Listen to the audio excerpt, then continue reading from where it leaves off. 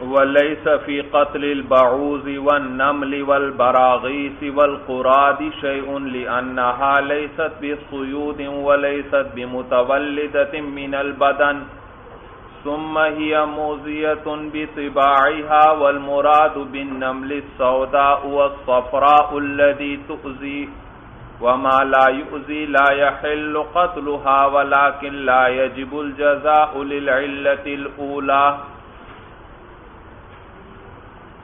باب الجنایات چل رہا ہے کہ محرم سے مختلف جنایتیں ہو جائیں حالت احرام میں تو اس پر کیا کفارہ آئے گا، اور انہوں نے آپ کو بتلا دیا کہ اگر شکار کرتا ہے تو اس پر جزا واجب ہوگی۔ اب آگے آپ کو بتلا رہے ہیں وَلَيْسَ فِي قَتْلِ الْبَعُوضِ وَالنَّمْلِ وَالْبَرَاغِيثِ وَالْقُرَادِ شَيْءٌ۔ بعوض کہتے ہیں بھائی مچھر کو، نمل کہتے ہیں چیونٹی کو، اور براغیث جمع ہے برغوث کی، اور یہ پسو کو کہتے ہیں بھائی پسو۔ والقراد، اور قراد جو ہے یہ چچڑی کو کہتے ہیں۔ چچڑی جیسے انسانی بدن پر جوں پیدا ہوتی ہے اسی طرح حیوانات کے بدن پر جو ہے وہ اس جوں کی طرح ایک کیڑا ہے، اسے چچڑی کہتے ہیں بھائی۔ تو کہتے ہیں وَلَيْسَ فِي قَتْلِ الْبَعُوضِ وَالنَّمْلِ وَالْبَرَاغِيثِ وَالْقُرَادِ شَيْءٌ، اور نہیں ہے مچھر اور چیونٹی اور پسو اور چچڑی کے قتل کے اندر کوئی چیز، یعنی ان کے قتل پر کوئی چیز اور کوئی جزا محرم پر واجب نہیں۔ لِأَنَّهَا لَيْسَتْ بِصُيُودٍ، اس لیے کیونکہ یہ شکار نہیں ہیں۔ وَلَيْسَتْ بِمُتَوَلِّدَةٍ مِنَ الْبَدَنِ، اور نیز یہ بدن سے بھی یعنی انسانی بدن سے بھی پیدا ہونے والے نہیں۔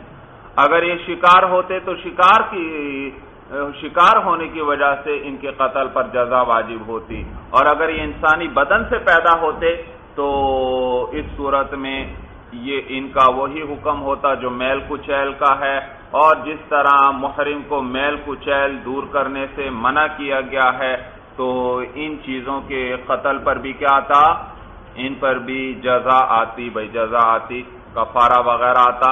لیکن چونکہ نہ تو یہ شکار ہیں اور نہ بدن سے پیدا ہوتے ہیں تو اس لیے میل کچیل والا حکم بھی ان کا نہیں ہے، تو ان کی وجہ سے کوئی جزا واجب نہیں ہوگی۔ یہ معنی ہے لِأَنَّهَا لَيْسَتْ بِصُيُودٍ، اس لیے کیونکہ یہ شکار نہیں ہے، وَلَيْسَتْ بِمُتَوَلِّدَةٍ مِنَ الْبَدَنِ، اور یہ بدن انسانی سے بھی پیدا ہونے والے نہیں ہیں۔ ثُمَّ هِيَ مُؤْذِيَةٌ بِطِبَاعِهَا، پھر یہ جانور جو ہیں یہ اذیت دینے والے ہیں اپنی طبیعت کے اعتبار سے ہی، جن کی طبیعت ہی کیا ہے، یہ تکلیف پہنچانے والے ہیں، اذیت دینے والے ہیں۔ وَالْمُرَادُ بِالنَّمْلِ، متن میں چیونٹی کا ذکر آیا تھا تو اب بتلا رہے ہیں صاحب ہدایہ کہ متن میں جو چیونٹی آئی اس سے مراد جو ہے السوداء والصفراء، وہ سیاہ اور زرد رنگ کی جو چیونٹی ہے وہ مراد ہے۔ الذی تؤذی، جو کہ اذیت دیتی ہے، تکلیف دیتی ہے۔ وما لا یؤذی لا یحل قتلها، اور وہ چیونٹی جو تکلیف نہیں دیتی اس کا قتل کرنا جائز نہیں ہے۔ ولکن لا یجب الجزاء للعلة الاولى، لیکن اگر اس کو کوئی قتل بھی کر دے تو جزا واجب نہیں ہوتی پہلی علت ہی کی بنا پر بھائی کہ وہ شکار نہیں ہے بھائی، اور اسی طرح نیز وہ بدن انسانی سے بھی پیدا ہونے والی نہیں ہے۔ وَمَنْ قَتَلَ قَمْلَةً تَصَدَّقَ بِمَا شَاءَ مِثْلُ كَفٍّ مِّنَ الطَّعَامِ۔ قملتن یہ جوں کو کہتے ہیں بھائی، سر کی جو جوں ہے، اور میم پر شد ڈلا ہوا ہے، یہ درست نہیں بھائی، قملتن ہے لفظ، قملتن، اور میم پر شد ہو تو یہ لفظ بنے گا قملتن۔ قملتن، قملتن جو ہے وہ اس چچڑی ہی کو کہتے ہیں جس کا دوسرا نام قراد بھی ہے، تو وہ یہاں مراد نہیں ہے کیونکہ قراد کا ذکر پیچھے آ گیا تھا، تو یہاں جوں مراد ہے۔ تو کہتے ہیں وَمَنْ قَتَلَ قَمْلَةً، اور جس نے جوں کو قتل کر دیا، تَصَدَّقَ بِمَا شَاءَ، تو صدقہ کر دے جو چاہے، مِثْلُ كَفٍّ مِّنَ الطَّعَامِ، جیسے کہ ایک مٹھی غلے میں سے، ایک مٹھی کیا کر دے، غلہ صدقہ کر دے، یہ بھی کافی ہے بھائی، کس کے اندر، جوں کو اگر کوئی قتل کر دے۔ اور یاد رکھیے جوں کو صرف قتل کرنے پر یہ نہیں، جوں کو اگر کوئی زندہ ڈال دیتا ہے زمین پر تو اس صورت میں بھی یہ جزا واجب ہوگی بھائی، سمجھ میں آیا؟ کیونکہ زمین پر ڈال دینا بھی دراصل کیا ہے، اس کو قتل کر دینا ہی ہے بھائی۔ اور یہ بھی یاد رکھیے بھائی، جوں کو زندہ زمین پر ڈالنے سے اس سے حافظہ بھی کمزور ہوتا ہے، علماء نے لکھا ہے بھائی، غیر محرم بھی ہو تو جوں کو زندہ زمین پر نہ ڈالے بلکہ اس کو مار دے بھائی۔ تو وَمَنْ قَتَلَ قَمْلَةً تَصَدَّقَ بِمَا شَاءَ، اور جس نے جوں کو قتل کیا تو صدقہ کر دے جو چاہے، مثل کف من الطعام، جیسے کہ ایک مٹھی غلے میں سے، لِأَنَّهَا مُتَوَلِّدَةٌ مِنَ التَّفَثِ الَّذِي عَلَى الْبَدَنِ، اس لیے کیونکہ یہ جوں جو ہے یہ اس میل کچیل سے پیدا ہوتی ہے جو بدن پر ہوتا ہے، تو اس کا بھی کیا حکم ہوا؟ میل کچیل والا حکم ہوا۔ اور جوں کو مارے گا تو یہ کیا کر رہا ہے؟ اپنے بدن سے میل کچیل کو دور کر رہا ہے، اس لیے اس میں یہ جزا واجب ہوگی۔ وفی الجامع الصغیر اطعم شیئا، یہاں سے صاحب ہدایہ قدوری میں تو آیا کہ جس نے جوں کو قتل کر دیا کچھ صدقہ کر دے، صدقہ کر دے، اور صدقے کا معنی کیا ہوتا ہے کہ مسکین کو ایک چیز کا مالک بنا دیا جائے، یہ بات پہلے ذکر ہو چکی۔ اور تو اب جامع صغیر کے لفظ کچھ مختلف تھے، اس کے بارے میں بھی صاحب ہدایہ مطلع کر رہے، کہتے ہیں وفی الجامع الصغیر، اور جامع صغیر میں ہے اطعم شیئا، کچھ کھلا دے، محرم کیا کر دے؟ کچھ کھلا دے، تو وہاں صدقے کا لفظ ذکر نہیں ہے، کھلانے کا لفظ ذکر ہے۔ اور صدقے کے اندر تو مالک بنانا ضروری ہوتا ہے، لیکن کھلانے کے اندر تو مالک نہیں بنایا جاتا، بلکہ مسکین کے سامنے کھانا رکھ دیا جاتا ہے کہ اس میں سے وہ کھا لے، تو اس کے لیے یعنی مباح کر دیا جاتا ہے، کھانے کی اجازت ہوتی ہے۔ تو جامع صغیر سے معلوم ہوتا ہے کہ مسکین کو اس طعام یا غلے کا، اس چیز کا مالک بنانا بھی ضروری نہیں، بلکہ بطور اباحت کے اس کو کچھ کھلا دے تو یہ بھی کافی ہے بھائی۔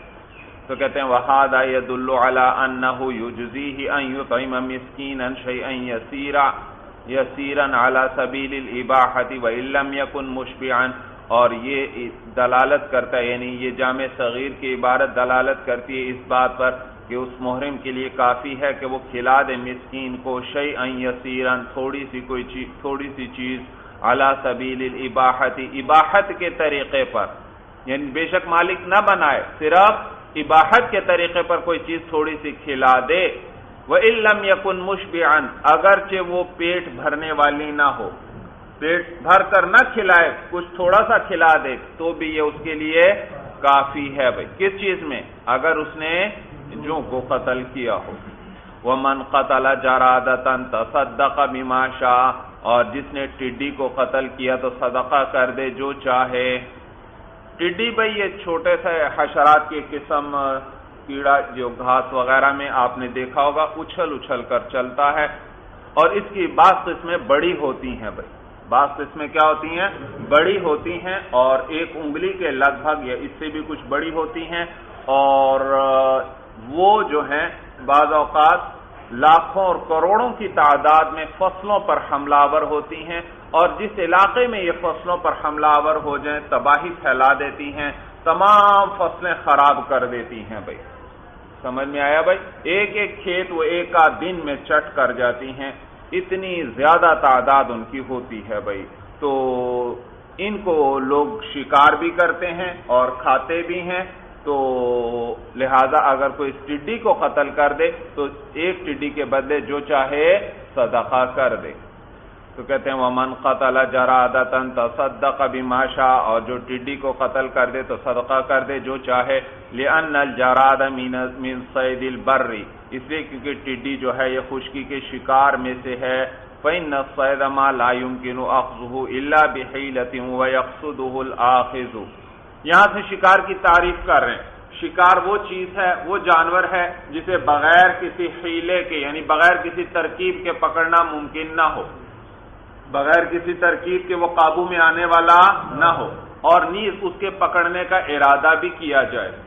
تو شکار کسے کہتے ہیں؟ اس میں دو شرطیں ہوتی ہیں، ایک تو یہ کہ وہ بغیر ترکیب کے قابو میں نہیں آتا، اور دوسرا کہ اس کے لوگ اس کے پکڑنے کا ارادہ بھی کرتے ہیں، اور ٹڈی کے اندر یہ دونوں شرطیں پائی جاتی ہیں۔ معلوم ہوا یہ شکار ہے، اور شکار کے اندر تو جزا واجب ہوتی ہے، لہذا اس کے اندر بھی جزا واجب ہوگی، اور وہ کچھ بھی صدقہ کر دے، معمولی سی چیز بھائی۔ تو کہتے ہیں لِأَنَّ الْجَرَادَ مِنْ صَيْدِ الْبَرِّ، اس لیے کیونکہ ٹڈی جو ہے وہ خشکی کے شکار میں سے ہے، فَإِنَّ الصَّيْدَ مَا لَا يُمْكِنُ أَخْذُهُ إِلَّا بِحِيلَةٍ، اس لیے کیونکہ شکار وہ جانور ہے کہ ممکن نہ ہو اس کو پکڑنا بغیر کسی ہیلے کے، وَيَقْصُدُهُ الْآخِذُ، اور اس کا ارادہ بھی کرے پکڑنے والا، وَتَمْرَةٌ خَيْرٌ مِنْ جَرَادَةٍ، اور ایک کھجور بھی ٹڈی سے بہتر ہے بھائی، لقول عمر رضی اللہ تعالی عنہ تمرۃ خیر من جرادۃ، بوجہ حضرت عمر رضی اللہ تعالی عنہ کے قول کے آپ نے فرمایا تمرۃ خیر من جرادۃ، ایک کھجور بھی ٹڈی سے بہتر ہے۔ آپ نے کیا فرمایا؟ ایک کھجور بھی ٹڈی سے بہتر ہے بھائی۔ حضرت عمر رضی اللہ تعالیٰ عنہ سے پوچھا گیا، کسی شخص نے پوچھا کہ ٹڈی کو قتل کرنے کی صورت میں کیا صدقہ کرے، تو حضرت عمر رضی اللہ تعالیٰ عنہ نے اس موقع پر فرمایا کہ تمرۃ خیر من جرادۃ، ایک کھجور بھی ٹڈی سے بہتر ہے، تو ایک کھجور بھی صدقہ کر دے، معلوم ہوا کافی ہے بھائی۔ ولا شیء علیہ فی ذبح السلحفات، سلحفات بھائی لام پر فتحہ ہے اور ہا ساکن ہے، اور کوئی چیز نہیں ہے محرم پر کچھوے کو ذبح کرنے میں، سلحفات کہتے ہیں کچھوے کو بھائی۔ اس کے ذبح کرنے پر کوئی چیز کیوں نہیں واجب محرم پر؟ آگے وجہ ذکر کر رہے ہیں، کہتے ہیں اس لیے کیونکہ یہ شکار میں سے نہیں ہے، اور محرم کو کس چیز سے روکا گیا ہے؟ شکار سے۔ تو کہتے ہیں لِأَنَّهُ مِنَ الْحَوَامِ وَالْحَشَرَاتِ، اس لیے کیونکہ یہ کیڑے مکوڑوں اور حشرات میں سے ہے، فَأَشْبَهَ الْخُنَافِسَ وَالْوَزَغَاتِ، تو یہ مشابہ ہو گیا خنافس اور وزغات کے۔ خنافس بھائی، خنافس جمع ہے خنفسا کی، خنافس جمع ہے خنفسا کی، اور اردو کی بعض لغات میں اس کا معنی انہوں نے بھنورے کے کیا ہے، بھنورا بھائی، لیکن بھنورا نہیں بھائی، یہ درست معنی نہیں بھائی۔ بھنورا تو وہ پتنگے کی قسم میں سے ہے، اور وہ مراد نہیں ہے، بلکہ اگر منجد آپ دیکھیں، منجد کے اندر انہوں نے باقاعدہ اس کی صورت تصویر دی ہوئی ہے، اور عربی میں اس کا دوسرا نام جعل ہے، جعل جیم عین لام، اور یہ چھوٹے سے کیڑے حشرات ہیں، اور مختلف قسم کے ہوتے ہیں، چھوٹے بڑے ہوتے ہیں، کچھ گولائی سی ہوتی ہے ان کے اندر، اور ان کے بدن پر اوپر پر جو ہیں پر کے اوپر بھی ایک سخت خول سا ہوتا ہے جس کو یہ کھولتے ہیں، اور پھر نیچے پر ہوتے ہیں، اس کے ذریعے یہ اڑتے ہیں بھائی۔ سمجھ میں آیا بھائی؟ تو المنجد میں اگر آپ دیکھیں اس میں آپ کو اس کی تصویر مل جائے گی بھائی۔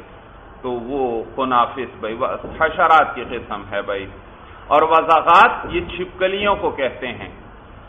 تو بات کچھوے کی چل رہی ہے، کہتے ہیں لِأَنَّهُ مِنَ الْحَوَامِ وَالْحَشَرَاتِ، اس لیے کیونکہ کچھوا جو ہے وہ کیڑے مکوڑا اور حشرات میں سے ہے، فَأَشْبَهَ الْخُنَافِسَ وَالْوَزَغَاتِ، تو یہ مشابہ ہو گیا ان حشرات، وہ جو خنافس ہیں اور جو چھپکلیاں ہیں ان کے مشابہ ہو گیا بھائی، اور ان کے اندر تو کچھ واجب نہیں، لہذا اس میں بھی کچھ نہیں واجب۔ وَيُمْكِنُ أَخْذُهُ مِنْ غَيْرِ حِيلَةٍ، اور اس کو ممکن بھی ہے پکڑنا بغیر کسی حیلے کے، بغیر کسی ترکیب کے۔ وَقَذَا لَا يُقْصَدُ بِالْأَخْذِ، اور نیز ان کا ارادہ پکڑنے کا بھی نہیں کیا جاتا، فَلَمْ يَكُنْ صَيْدًا، تو یہ شکار نہیں۔ شکار کی کیا دو شرطیں تھیں؟ کہ بغیر ہیلے کے اس کو پکڑنا ممکن نہ ہو، اور نیز اس کے پکڑنے کا لوگ ارادہ بھی کریں، اور یہ دونوں شرطیں یہاں نہیں۔ اس کو بغیر ہیلے کے پکڑا جا سکتا ہے، یہ تو بڑا آہستہ چلتا ہے، بہت آہستہ، تو بغیر ترکیب کے بھی اس کو پکڑا جا سکتا ہے، اور نیز لوگ اس کے پکڑنے کا ارادہ بھی نہیں کرتے، تو یہ شکار نہ رہا، اور جب شکار نہیں تو اس میں جزا بھی واجب نہیں ہوگی۔ وَمَنْ حَلَبَ صَيْدَ الْحَرَمِ فَعَلَيْهِ قِيمَتُهُ، صورت مسئلہ یہ کہ محرم نے شکار کا دودھ نکالا بھائی، دودھ نکالا، تو یاد رکھیے اس صورت میں اس دودھ کی قیمت اس محرم پر واجب ہوگی، دودھ کی وجہ اس کی یہ کہ یہ دودھ جو ہے اس شکار کے اجزاء میں سے ہے، جب یہ اس کے اجزاء میں سے ہے تو یہ کل کے مشابہ ہوا، اور کل شکار کے اندر تو جزا واجب ہوتی تھی، تو اس کے جز یعنی دودھ کے اندر بھی جزا واجب ہوگی۔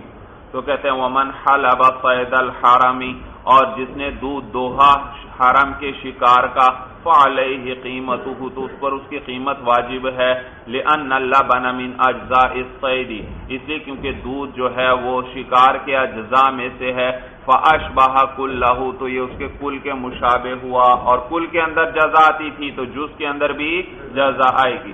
ومن قتل ما لا يؤكل لحمه من الصید كالسباع ونحوها فعليه الجزاء الا ما استثناه الشرع، اور جس نے قتل کر دیا ایسے جانور کو جس کے گوشت کو نہیں کھایا جاتا، من الصید شکار میں سے، كالسباع جیسے کہ درندے ہیں، ونحوها اور اس جیسی چیزیں ہیں، تو فعليه الجزاء تو اس پر بھی جزا واجب ہے، الا ما استثناه الشرع مگر وہ جانور جن کا شریعت نے استثناء کر دیا۔ بھئی جس نے کوئی اور جانور درندہ وغیرہ قتل کیا، معقول اللحم نہیں ہے، مثلا ہرن یا نیل گائے وغیرہ ان کا شکار نہیں کیا، بلکہ کس کا شکار کیا؟ کسی درندے کا کیا، شیر کا، چیتے کا، تیندوے وغیرہ ان کا شکار کیا، تو کیا ان میں جزا ہوگی یا نہیں؟ صاحب قدوری کیا فرماتے ہیں؟ اس میں بھی جزا واجب ہوگی، سوائے ان جانوروں کے جن کا شریعت نے استثناء کیا ہے۔ اور کن کا استثناء کیا؟ وہ پچھلے سبق میں آیا تھا کہ وہ کوا ہے، چیل ہے، بھیڑیا ہے، سانپ، بچھو وغیرہ، ان چیزوں کے اندر جزا واجب نہیں کیونکہ ان کا شریعت نے استثناء کیا ہے، اور باقی سب میں جزا واجب ہوگی۔ تو کہتے ہیں الا ما استثناہ الشرع مگر وہ جن کا شریعت نے استثناء کیا ہے، وہ ہوا ما عددناہ، اور وہ جانور ہیں جن کو ہم نے شمار کر لیا۔ پچھلے سبق میں جن کا ذکر آیا تھا صاحب ہدایہ نے شمار کروایا تھا سب کو۔ وقال الشافعی رحمہ اللہ لا یجب الجزاء، امام شافعی رحمہ اللہ فرماتے ہیں ان میں جزا واجب نہیں، کوئی درندے کو اگر قتل کرے تو اس میں جزا واجب نہیں، لأنہا جبلت علی الایذاء، اس لیے کیونکہ ان کی فطرت بنائی گئی ہے تکلیف دینے پر، ان کی فطرت ہی کیا ہے، جبلت ہی کیا ہے، یہ تکلیف دیتے ہیں۔ فدخلت فی الفواسق المستثنات، تو یہ بھی ان مستثنی فواسق میں داخل ہو گئے جن کا استثناء کیا گیا تھا، وہ 5 جانور جن کے اندر جزا واجب نہیں، تو یہ درندے بھی کس میں داخل ہو گئے؟ انہی 5 میں داخل ہو گئے، تو ان میں بھی جزا نہیں، کیونکہ جیسے وہ تکلیف دیتے تھے یہ بھی درندے بھی کیا ہیں، ان کی فطرت ہی کیا ہے، یہ تکلیف دیتے ہیں۔ وقد اسم الکلب، دوسری دلیل ان کی امام شافعی رحمہ اللہ کی، وہ فرماتے ہیں نیز اس لیے بھی کیونکہ کلب کا لفظ عربی زبان میں، کلب کا کیا معنی؟ کتا، تو یہ جو کلب کا لفظ ہے یہ عربی زبان میں تمام درندوں کو شامل ہے، ان سب پر بولا جاتا ہے حقیقت لغویہ کے اعتبار سے، یعنی یہ لفظ ان سب کے لیے وضع ہے، یہ لفظ کیا ہے؟ ان سب کے لیے وضع ہے، اور حدیث میں تو قلب کا ذکر آیا تھا اور قلب کا لفظ ان سب کو شامل ہے، تو لہذا یہ سب بھی اسی حکم میں داخل ہو گئے۔ دلیل سمجھ میں آئی؟ تو کہتے ہیں وقد اسم الکلب یتناول السباع باسرها لغتاً، اور اسی طرح کلب کا اسم جو ہے یہ شامل ہے السباع باسرها، تمام درندوں کو، لغتاً باعتبار زبان یعنی عربی زبان کے، ولنا اور ہماری دلیل یہ ہے، اب ہماری دلیل آئی، ہمارے نزدیک درندوں میں بھی جزا واجب ہے، ولنا اور ہماری دلیل یہ ہے کہ ان السبع صید، ان کے درندہ جو ہے وہ شکار ہے، لتوحشہ، اپنے وحشی ہونے کی وجہ سے، وقونہ مقصودا بالاخذ، اور نیز اس لیے کیونکہ وہ مقصود بالاخذ ہوتا ہے، اس کے پکڑنے کا ارادہ کیا جاتا ہے، اور کیوں پکڑنے کا ارادہ کیا جاتا ہے؟ اما لجلدہ، یا تو اس کی کھال کے لیے، درندے کی کھال مقصود ہوتی ہے اس لیے اس کو پکڑنے کا ارادہ کیا جاتا ہے، او لیصطاد بہ، یا اس لیے تاکہ اس کے ذریعے شکار کیا جائے، اس کے ذریعے شکار کیا جائے، جیسے شکاری کتے کے ذریعے شکار کیا جاتا ہے، اسی طرح چیتے اور تیندوے کو بھی شکار سکھلا کر ان کے ذریعے بھی کیا کیا جاتا ہے؟ شکار کیا جاتا ہے، تو اس وجہ سے بھی ان کے پکڑنے کا ارادہ کیا جاتا ہے۔ اور لدفع اذاہ، یا ان کی تکلیف کو دور کرنے کے لیے ان کے پکڑنے کا ارادہ کیا جاتا ہے تاکہ ان کو ختم کیا جائے، ان کی تکلیف سے جان چھڑائی جائے، جیسے خنزیر وغیرہ۔ تو اس درندوں کے بھی پکڑنے کا ارادہ کیا جاتا ہے، کس وجہ سے؟ بعضوں کی کھال حاصل کرنے کے لیے، بعضوں کو شکار وغیرہ سکھانے کے لیے، اور بعضوں کو ان کی اذیت سے نجات حاصل کرنے کے لیے۔ تو معلوم ہوا یہ شکار ہے، اور جب شکار ہے تو اس میں جزا واجب ہوگی۔ اور آگے امام شافعی رحمہ اللہ کی دلیل کا جواب ذکر کر رہے ہیں۔ انہوں نے ان درندوں کو فواسق پر قیاس کیا تھا کہ وہ 5 فواسق یہ بھی انہی کی طرح ہیں۔ والقیاس علی الفواسق ممتنع، اور فواسق پر قیاس کرنا ممکن نہیں ہے، لما فیہ من ابطال العدد، اس وجہ سے کہ اس کے اندر عدد کو باطل کرنا ہے۔ حدیث میں تو کیا آیا تھا؟ وہ فواسق کتنے ہیں؟ 5 ہیں، تو اگر ان درندوں کو بھی ان میں داخل کر دیا جائے تو یہ 5 سے بڑھ جائیں گے، تو عدد کا جو ہے وہ عدد باطل ہو جائے گا، حالانکہ حدیث میں ان کی تعداد باقاعدہ ذکر ہے عدد کے ساتھ۔ واسم الکلب، دوسری دلیل امام شافعی رحمہ اللہ نے کیا ذکر کی تھی کہ لفظ کلب عربی زبان کے اعتبار سے ان سب کے لیے وضع ہے، ان سب کے لیے وضع ہے، تو اس کا بھی جواب دے رہے ہیں کہ ایک ہے حقیقت لغویہ، اس کا یہاں اعتبار نہیں کیا جائے گا، بلکہ یہاں عرف کا اعتبار کیا جائے گا۔ عرف یعنی عام لوگوں کی جو عادت ہے، اور عام لوگ جو ہیں عام عرب بول چال کے اندر کلب بول کر درندہ مراد نہیں لیتے بھائی، اور ترجیح کس کے ذریعے ہوتی ہے؟ عرف کے ذریعے ہوتی ہے، کیونکہ عرف جو ہے وہ قوی ہے بھائی حقیقت کے مقابلے میں، حقیقت لغویہ کے مقابلے میں۔ تو کہتے ہیں واسم الکلب لا یقع علی السبع عرفا، اور کلب کا اسم جو ہے یہ درندے پر واقع نہیں ہوتا، یعنی درندے پر بولا نہیں جاتا، عرفاً باعتبار عرف کے یعنی لوگوں کی عادت کے، والعرف املک، اور عرف زیادہ مالک ہے، یعنی عرف زیادہ قوی ہے، کس کے مقابلے میں؟ حقیقت لغویہ کے مقابلے میں۔ ولا یجاوز بقیمتہ شاۃ، اور تجاوز نہیں کیا جائے گا اس کی قیمت کے ساتھ بھیڑ بکری پر بھائی۔ شاتن بھی پڑھ سکتے ہیں، شاتن بھی پڑھ سکتے ہیں، یہاں پر رفع بھی اور نصب بھی۔ رفع پڑھیں تو یجاوز کے لیے یہ نائب الفاعل بنے گا، اور شاتن پڑھیں تو پھر یہ بقیمتہ یہ نائب الفاعل بن جائے گا جار مجرور، اور شاتن کیا بن جائے گا؟ مفعول بن جائے گا۔ کہتے ہیں ولا یجاوز بقیمتہ شاتن، اور تجاوز نہیں کیا جائے گا اس کی قیمت کے ساتھ ایک بھیڑ بکری پر۔ بھئی درندے میں بھی جزا واجب ہوگی، کوئی شکار درندے کا شکار کر لیتا ہے محرم تو جزا واجب ہوگی، لیکن اس درندے کی قیمت جب لگائیں گے تو اس کی قیمت میں ایک بھیڑ بکری پر تجاوز نہیں کریں گے، یعنی ایک بھیڑ بکری سے زیادہ جزا اس محرم پر واجب نہیں ہوگی۔ زیادہ سے زیادہ کتنی واجب ہوگی؟ ایک بھیڑ بکری جتنی واجب ہوگی بھائی۔ یہ معنی ولا یجاوز بقیمتہ شاۃ، اور تجاوز نہیں کیا جائے گا اس کی قیمت کے ساتھ بھیڑ بکری پر۔ وقال ظفر رحمہ اللہ، آگے امام ظفر رحمہ اللہ کا قول ذکر کر رہے ہیں۔ امام ظفر رحمہ اللہ فرماتے ہیں نہیں، جہاں تک اس کی قیمت پہنچتی ہے وہ ساری اس محرم پر واجب ہوگی۔ وہ اس کو قیاس کرتے ہیں معقول اللحم جانوروں پر جن کا گوشت کھایا جاتا ہے، مثلا کوئی نیل گائے کا شکار کرتا ہے تو اس پر پوری نیل گائے کی قیمت واجب ہوتی ہے، جہاں تک بھی وہ پہنچے بھائی، سمجھ میں آیا بھائی؟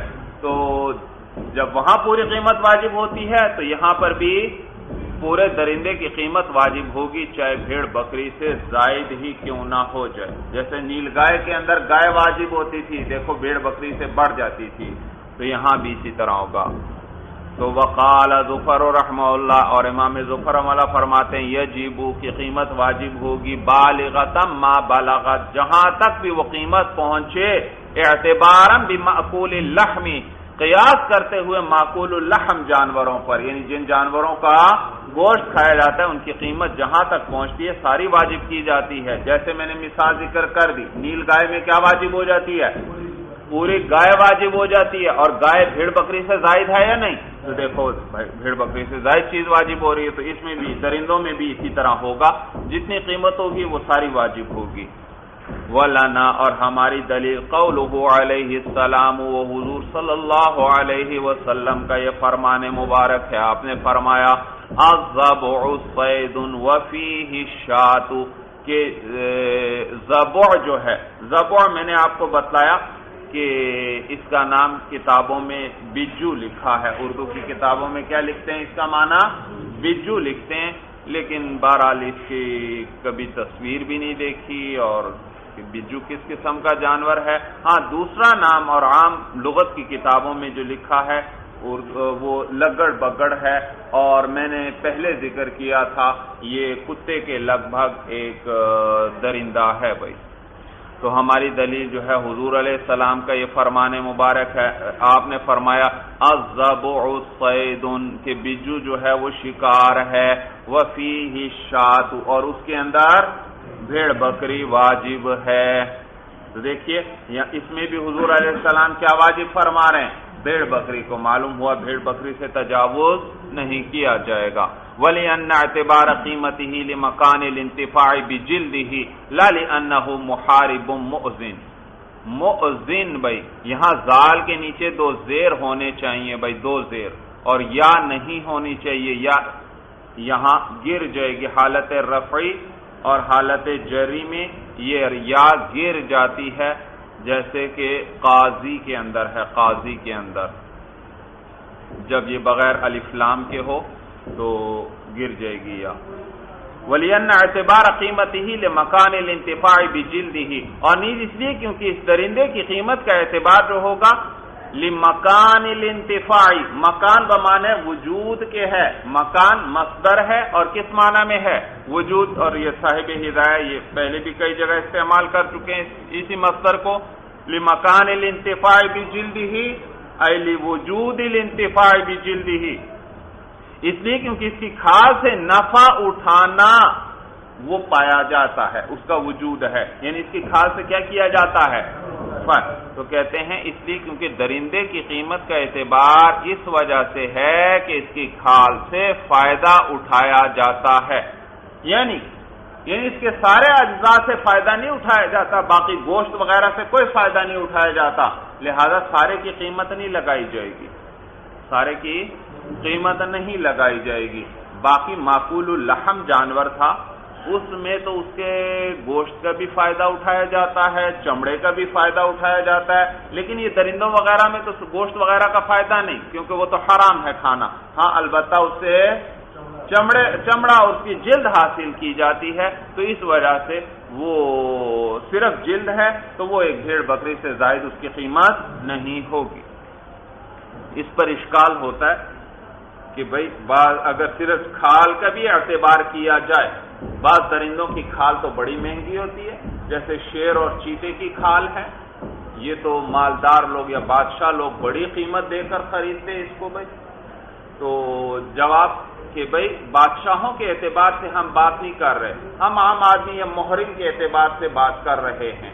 تو وہ اگر شکار کرتا بھی ہے تو اس جانور میں مقصود کیا ہے؟ درندے کے اندر صرف اس کی کھال، تو کھال ہے تو بے شک بادشاہوں کے اعتبار سے اس کی قیمت زیادہ ہو، لیکن محرم کے اعتبار سے صرف کیا ہے؟ ایک جانور کی کھال ہے، اور تو لہذا اس کی قیمت بھیڑ بکری سے زائد نہیں ہوگی.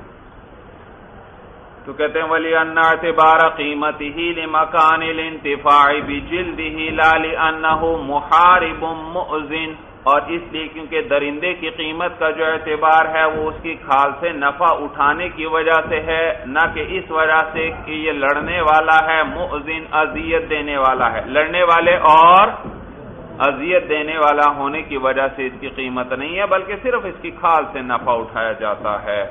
وَمِنْ هَذَا الْوَجْهِ لَا يُزْدَادُ عَلَى قِيمَةِ الشَّاةِ ظَاهِرًا، اور اسی وجہ سے یہ جو ہم نے دلیل ذکر کر دی، اسی وجہ سے بڑھایا نہیں جائے گا اس کی قیمت کو، اس درندے کی قیمت کو ایک بھیڑ بکری کی قیمت پر ظاہراً باعتبار ظاہر کے، باعتبار ظاہر کے۔ وَإِذَا طَالَ السَّبُعُ عَلَى الْمُحْرِمِ فَقَتَلَهُ لَا شَيْءَ عَلَيْهِ۔ صورت مسئلہ یہ کہ ایک درندے نے محرم پر خود حملہ کر دیا تو محرم نے اس کو قتل کر دیا، تو کیا اس کی وجہ سے بھی جزا واجب ہوگی یا نہیں؟ کہتے ہیں نہیں بھائی، اس صورت میں اگر درندے نے خود حملہ کیا ہے تو اس صورت میں محرم پر جزا واجب نہیں، جزا واجب نہیں۔ تو کہتے ہیں وَإِذَا صَالَ السَّبُعُ عَلَى الْمُحْرِمِ، صَالَ يَصُولُ کے معنی حملہ کرنا، وَإِذَا صَالَ السَّبُعُ عَلَى الْمُحْرِمِ، اور جب درندہ حملہ کر دے محرم پر، فَقَتَلَهُ، تو محرم نے اس کو قتل کر دیا، لَا شَيْءَ عَلَيْهِ، تو اس محرم پر کوئی چیز واجب نہیں ہے۔ وَقَالَ زُفَرُ رَحِمَهُ اللَّهُ يَجِبُ اعْتِبَارًا بِالْجَمَلِ الصَّائِلِ، اور امام ظفر رحمہ اللہ فرماتے ہیں یجب کہ اس پر جزا واجب ہوگی، اعتبارا بالجمل الصائل، قیاس کرتے ہوئے حملہ آور اونٹ پر۔ جیسے حملہ آور اونٹ ہے اس کے اندر قیمت وغیرہ اس کی واجب ہوتی ہے، تو یہاں پر بھی اس درندے میں جزا واجب ہوگی۔ بھئی اونٹ بڑا ہی فرمانبردار جانور ہے، حتیٰ کہ اگر کسی بچے 2 سال کے بچے کے ہاتھ میں بھی اس کی مہار تھما دی جائے تو اتنے بڑے جسم والا جانور ہونے کے باوجود اونٹ بڑی فرمانبرداری سے اس کے پیچھے چلتا ہے، جدھر کو بھی وہ بچہ لے جانا چاہے وہ اس کو آرام سے لے جاتا ہے۔ لیکن یہی اونٹ اگر کبھی کبھار بدک جائے اور بگڑ جائے تو پھر یہ بڑا ہی خطرناک ہو جاتا ہے، اور کوئی انسان اس کے قابو آ جائے تو اسے پھر یہ زندہ نہیں چھوڑتا بھائی۔ تو ایک شخص کا مثلا اگر اونٹ بگڑ گیا اور دوسرے شخص نے اس کو قتل کر دیا تو یاد رکھیے اس قتل کرنے والے پر اس اونٹ کی قیمت واجب ہوگی، وہ مالک کو دینا پڑے گی، اس کے مالک کو قیمت دینا پڑے گی۔ اب دیکھو اس اونٹ نے خود حملہ کیا تھا اس آدمی پر، لیکن اس کے باوجود اس کے اندر اس کی جزا اس پر واجب ہو رہی ہے، اس کی قیمت دینا پڑ رہی ہے، یعنی مالک کو، بھائی مالک کو قیمت دینا پڑ رہی ہے۔ تو امام ظفر رحمہ اللہ فرماتے ہیں جیسے اس حملہ آور اونٹ کے اندر اس کی قیمت واجب ہوتی ہے، اسی طرح اگر کوئی درندہ بھی کسی انسان یعنی محرم پر حملہ کر دے اور وہ محرم اس کو قتل کر دے تو اس پر بھی کیا واجب ہوگی؟ جزا واجب ہوگی۔ بھائی دلیل سمجھ میں آ گئی؟ یہ معنی ہے اعتبارا بالجمل الصائل، قیاس کرتے ہوئے حملہ آور اونٹ پر۔ ولنا، اور ہماری دلیل ما روی عن عمر رضی اللہ تعالی عنہ انہ قتل سبعا واہدى کبشا، اور ہماری دلیل وہ حدیث ہے جس کو روایت کیا گیا ہے حضرت عمر رضی اللہ تعالی عنہ سے کہ انہوں نے ایک درندے کو قتل کیا، واہدى کبشا، اور ہدی بھیجی ایک مینڈھے کی۔ کبش کہتے ہیں بھائی مینڈھا، وہ دمبا بڑے سینگوں والا جو ہو اس کو کبشن کہتے ہیں، تو اس ایک مینڈھے کی ہدی انہوں نے بھیجی۔ وقال، اور فرمایا، ساتھ یہ بھی فرمایا آپ نے، ان نبتدأناہ، کہ یقیناً ہم نے ابتدا کی تھی۔ حضرت عمر رضی اللہ تعالیٰ عنہ نے ایک مینڈھے کی ہدی بھی روانہ فرمائی اس کے قتل کی وجہ سے، اور کیا فرمایا کہ ہم نے پہل کی تھی، ہم نے پہل کی تھی۔ معلوم ہوا اس سے کہ اگر درندہ پہل کرتا تو اس صورت میں ہدی واجب نہیں ہوتی، بھائی ہدی واجب نہیں ہوگی۔ وَلِأَنَّ الْمُحْرِمَ مَمْنُوعٌ عَنِ التَّعَرُّضِ لَا عَنْ دَفْعِ الْأَذَى، یہ دوسری عقلی دلیل آ گئی بھائی، ایک تو نقلی دلیل گزر گئی۔ عقلی دلیل یہ کہ محرم کو شکار کھیلنے سے منع کیا گیا ہے اور اپنے آپ سے تکلیف دور کرنے سے اس کو منع نہیں کیا گیا، اور یہاں پر جب درندے نے اس پر حملہ کیا تو یہ کوئی اس کا شکار نہیں کھیل رہا بلکہ کیا کر رہا ہے؟ اپنے آپ سے تکلیف کو دور کر رہا ہے، اپنا بچاؤ کر رہا ہے، اور یہ تو اس کے حق میں ممنوع نہیں، لہذا اس پر جزا بھی نہیں آئے گی۔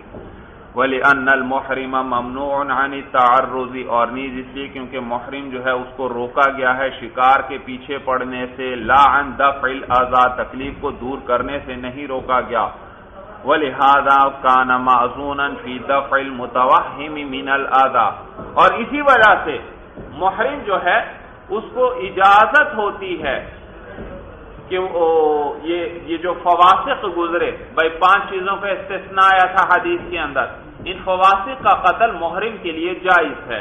کیوں جائز ہے؟ کیونکہ وہم ہے، وہمی خطرہ ہے کہ کہیں یہ اس محرم پر حملہ نہ کر دیں۔ بھائی لازمی تو نہیں ہے کہ وہ حملہ کریں، لیکن ان کے قتل کی اجازت دی گئی۔ کس وجہ سے؟ کیونکہ وہم تھا، ممکن ہے شاید یہ کیا کہیں اس محرم پر حملہ نہ کر، تو جب ایک وہمی خطرے کی بنیاد پر محرم کو اجازت دی گئی ان حیوانات کو، ان فواسق کو قتل کرنے کی، تو جہاں پر یقینی خطرہ موجود ہو کہ جب درندہ باقاعدہ حملہ آور ہو جائے تو وہاں بطریق اولا محرم کو شکار کو قتل کرنے کی اجازت ہوگی۔ دلیل سمجھ میں آئی؟ کہتے ہیں وَلِهَذَا كَانَ مَأْذُونًا فِي دَفْعِ الْمُتَوَهِّمِ مِنَ الْأَذَى كَمَا فِي الْفَوَاسِقِ فَلِأَنْ يَكُونَ مَأْذُونًا فِي دَفْعِ الْمُتَحَقِّقِ أَوْلَى، اور اسی وجہ سے کس وجہ سے کہ تکلیف کو دور کرنا اپنے آپ سے یہ محرم کے لیے ممنوع نہیں، اسی وجہ سے محرم کو اجازت ہے۔ کس چیز کی اجازت؟ فی دفع المتوہم من الاذى، دور کرنا وہمی تکلیف کو، وہمی تکلیف کو دور کرنے کی اس کو اجازت ہے، کما فی الفواسق، جیسے کہ ان فواسق میں ہے، فَلِأَنْ يَكُونَ مَأْذُونًا، پس یہ کہ اس کو اجازت ہو، فی دفع المتحقق اولا، متحقق یعنی یقینی اور ثابت شدہ خطرے کے اندر اس کو اجازت ہو قتل کرنے کی، اولا یہ بطریق اولا ہوگا۔ خلاصہ دلیل کیا ہوا کہ فواسق کے اندر محرم کو ان کو قتل کرنے کی اجازت ہے، کس وجہ سے؟ وہمی خطرے کی بنیاد پر، تو جب وہمی خطرے کی بنیاد پر وہاں قتل کی اجازت ہے تو یقینی خطرے میں بطریق اولا اجازت ہوگی۔ یہ معنی فَلِأَنْ يَكُونَ مَأْذُونًا فِي دَفْعِ الْمُتَحَقِّقِ اولا، تو یہ کہ اس کو اجازت ہو ثابت شدہ خطرے کو دور کرنے کے اندر، یہ اولا بطریق اولا ہوگا۔ وَمَعَ وُجُودِ الْإِذْنِ مِنَ الشَّارِعِ لَا يَجِبُ الْجَزَاءُ حَقًّا لَهُ، اور بھائی جب یہ جو جزا واجب ہوتی ہے یہ حق شرع ہے، حق شرع اللہ کا ہے، یوں کہ حق شارع ہے، اللہ کا حق ہے۔ اللہ نے احرام کی حالت میں محرم پر پابندیاں لگا دی، وہ اب عبادت کے لیے جا رہا ہے بیت اللہ کے پاس، تو شارع کی طرف سے اس پر پابندیاں لگ گئیں مختلف کاموں کی، اور ان میں سے پابندیوں میں سے اگر کسی کو وہ توڑے گا تو اس پر جزا واجب ہوگی بھائی، اور یہ جزا کس کا حق ہے؟ شارع کا، یعنی اللہ کا حق ہے۔ تو یہ شکار بھی احرام کی پابندیوں میں سے ایک پابندی ہے، اور شکار کی صورت میں جو جزا واجب ہوتی ہے یہ بھی کس کا حق ہے؟ اللہ کا حق ہے۔ لیکن جب اللہ کی طرف سے خود قتل کی اجازت مل جائے تو پھر یہ جزا بھی واجب نہیں ہوگی، کیونکہ یہ جزا تو کس کا حق تھا؟ شارع، اور جب شارع نے خود قتل کی اجازت دے دی تو شارع کے حق کے طور پر جزا بھی واجب نہیں۔ اسی وجہ سے وہ 5 فواسق جو ہیں ان کے اندر جزا واجب نہیں، کیونکہ ان کے قتل کی شارع کی طرف سے اجازت آ گئی بھائی۔ تو لہذا ان کے اندر جب یہ درندے نے خود حملہ کیا، اس کے اندر تو شارع کے حق کے طور پر جزا واجب نہیں ہوگی، کیونکہ شارع نے خود کیا کیا؟ ان کے قتل کی اجازت دی۔ جبکہ وہ جو حملہ آور اونٹ تھا اس کے اندر جو جزا واجب ہوتی تھی، جو قیمت واجب ہوتی تھی، وہ کس کا حق ہوتی تھی؟ وہ تو جس اونٹ والا، وہ جو اونٹ کا مالک تھا اس کو قیمت دینا پڑتی تھی، تو اور اس کی طرف سے اس کو قیمت کیوں دینا پڑتی تھی؟ کیونکہ اس کی طرف سے اونٹ کو قتل کرنے کی اجازت نہیں تھی۔ تو لہذا درندوں میں اور وہ حملہ آور اونٹ کے اندر ایک ہے حملہ کرنے والا درندہ، اور ایک ہے حملہ آور اونٹ، تو دونوں میں فرق واضح ہو گیا۔ حملہ آور درندے کے اندر جو جزا واجب ہوتی ہے وہ شارع کا حق ہے، لیکن شارع نے خود اس کے قتل کی اجازت دی ہے، لہذا اس کے اندر جزا واجب نہیں ہوگی۔ جبکہ اونٹ جو ہے اس کا مالک وہ انسان ہے، وہ بندہ ہے، اور اس کی طرف سے تو اس اونٹ کے قتل کرنے کی کوئی اجازت نہیں ہے، لہذا اس کے اندر قیمت واجب ہوگی، لیکن درندے کے قتل میں جزا واجب نہیں ہوگی۔ لہذا امام ظفر کا اس حملہ آور درندے کو حملہ آور اونٹ پر قیاس کرنا صحیح نہیں، کیونکہ یہ درندے کے اندر جزا وہ حق شارع ہے، اور حملہ آور اونٹ میں جزا وہ حق عبد ہے۔ بھائی بات بھی سمجھ میں آئی کہ نہیں آئی بھائی؟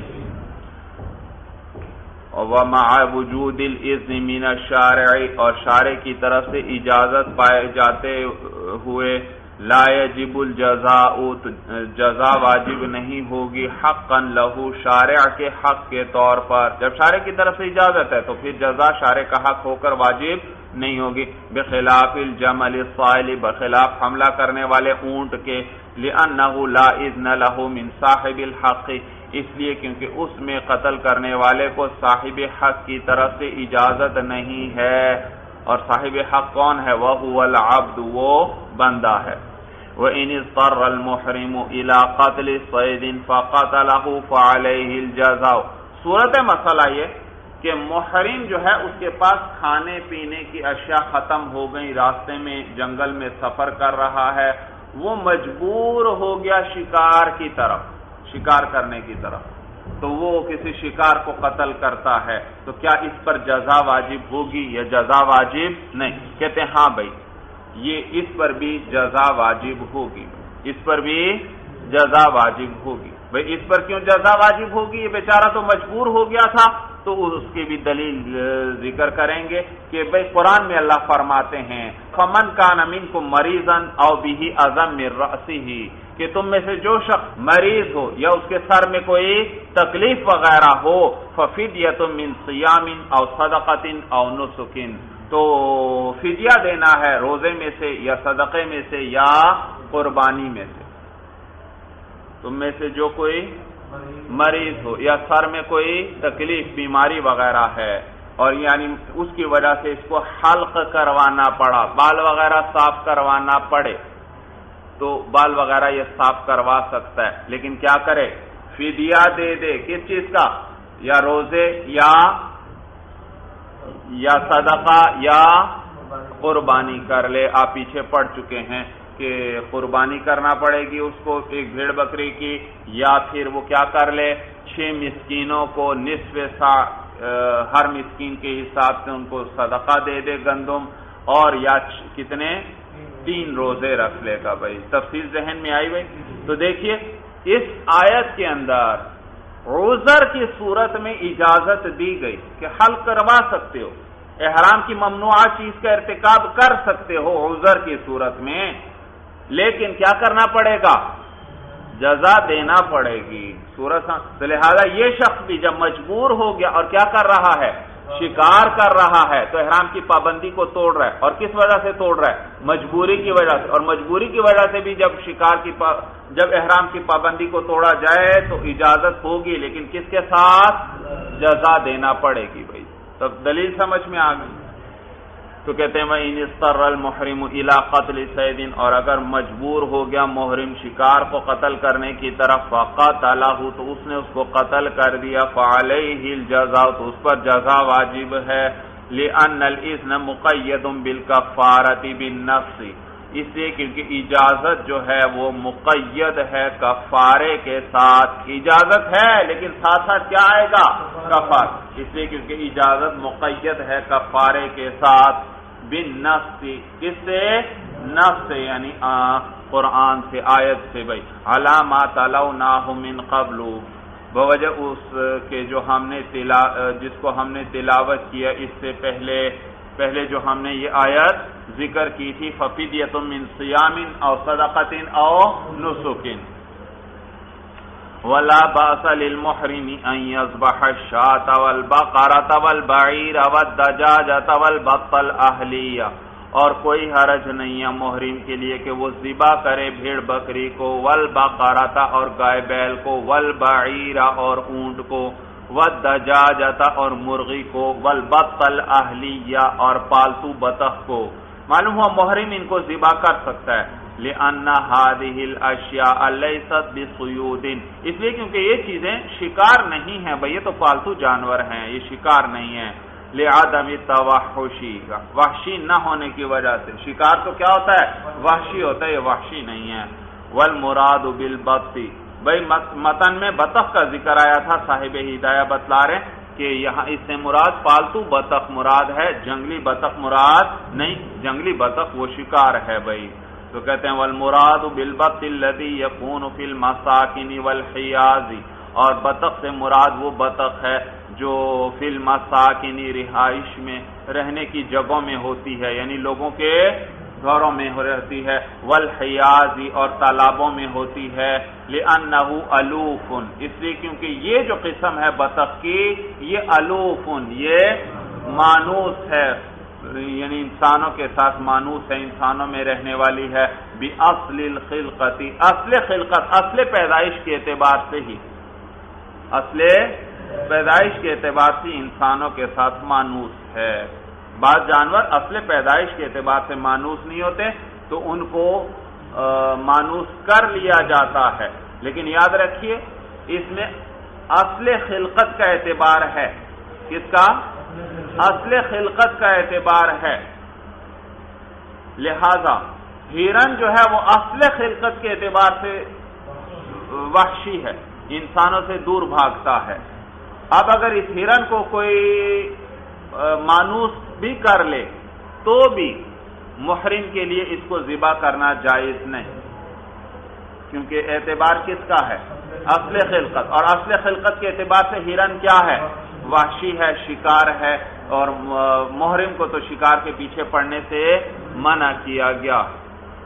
جبکہ اس کے مقابلے میں اونٹ کو دیکھ لیں، اونٹ جو ہے وہ پالتو جانور ہے، لیکن اگر وہ بدک جائے اور بگڑ جائے تو بھی وہ شکار نہیں بنے گا، بلکہ محرم کے لیے اس کو ذبح کرنا جائز ہے، جائز ہے بھائی، جائز ہے، اس لیے کیونکہ اعتبار اصل خلقت کا ہے، اور اونٹ اصل خلقت کے اعتبار سے کیا ہے؟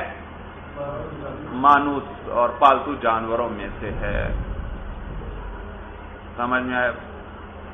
وَلَوْ ذَبَحَ حَمَامًا مُسَرْوَلًا فَعَلَيْهِ الْجَزَاءُ، اور اگر محرم نے ذبح کر دیا حمامًا مسرولن، حمام کبوتر، مسرول، مسرول یہ سراویل سے ہے، اور سراویل عربی زبان میں شلوار کو کہتے ہیں، تو حمام مسرول وہ کبوتر جس کو شلوار پہنائی گئی ہو، مراد وہ کبوتر ہے جس کے پیروں پر پر ہوتے ہیں۔ بھئی آپ نے دیکھا ہوگا بعض کبوتروں کے پنجوں تک جو ہے وہ پر ہوتے ہیں اور بڑے خوبصورت معلوم ہوتے ہیں، تو وہ حمام مسرول کہلاتا ہے۔ کیا کہلاتا ہے؟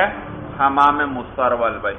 تو کہتے ہیں وَلَوْ ذَبَحَ حَمَامًا مُسَرْوَلًا فَعَلَيْهِ الْجَزَاءُ، اور اگر محرم نے حمام مسرول کو ذبح کر دیا تو اس پر جزا واجب ہے، خلافاً لمالک رحمہ اللہ، بخلاف امام مالک رحمہ اللہ کے، وہ فرماتے ہیں کہ اس پر جزا واجب نہیں۔ لہو، امام مالک رحمہ اللہ کی دلیل یہ ہے کہ انہ الوف مستانس، کہ یہ جو حمام مسرول ہے یہ الوف مستانس، الوف اور مستانس کا ایک معنی ہے کہ یہ مانوس جانور ہے بھائی، یہ مانوس پرندہ ہے بھائی۔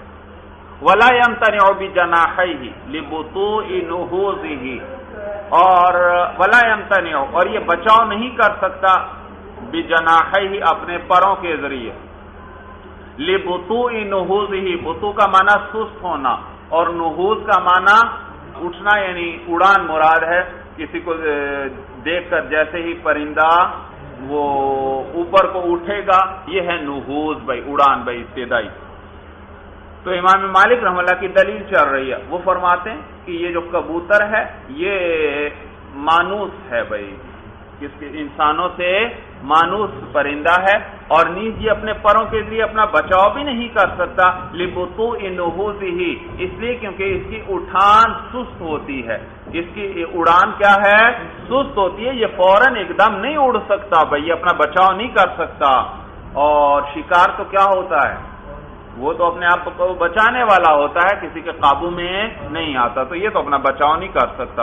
وَنَحْنُ نَقُولُ، اور ہم کہتے ہیں، الحمام متوحش بأصل خلقتی، کہ حمام یعنی کبوتر جو ہے وہ وحشی ہے اپنی اصل خلقت، اصل پیدائش کے اعتبار سے، ممتنع بطیرانہ، اور یہ بچاؤ کرنے والا ہے اپنی اڑان کے ذریعے، اپنے اڑنے کے ذریعے یہ کیا کرتا ہے؟